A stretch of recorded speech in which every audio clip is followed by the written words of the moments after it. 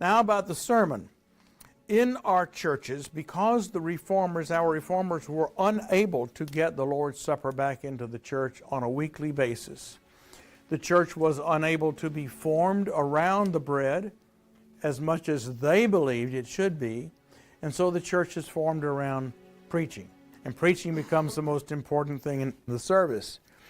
Communion is tacked on 4 times a year, maybe monthly. The sermon becomes a rhetorical event. You have homiletics. If it was up to me, I would kill homiletics. The only book I ever read on homiletics, and there's loads of them out there, I liked Alexander's thoughts on preaching.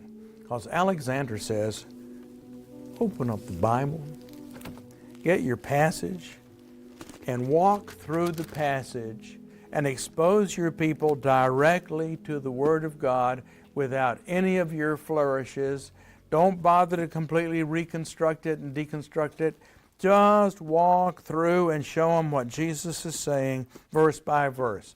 Now, you may do a little bit more than that, but he says, start with that. Okay, I can get into that. For some reason, the Bible makes a big deal out of the fact that neither Moses nor Paul was a good speaker. And as we were saying the other day, in the early church and in the New Testament, they read the Scripture standing up, and then Jesus sat down, started to speak to them about the meaning of the passage.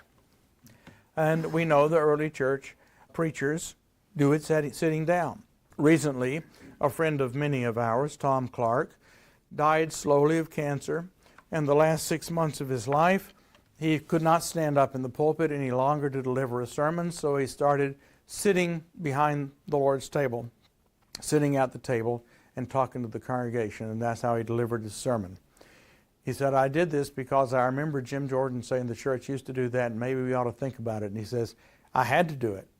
And he says, I wish I had started doing that 30 years ago. He said after 2 weeks, it was electric how much more of a connection I had with the people in the church once I was sitting down and talking to them in that more informal way. But we have made this somewhat the more formal part of the service.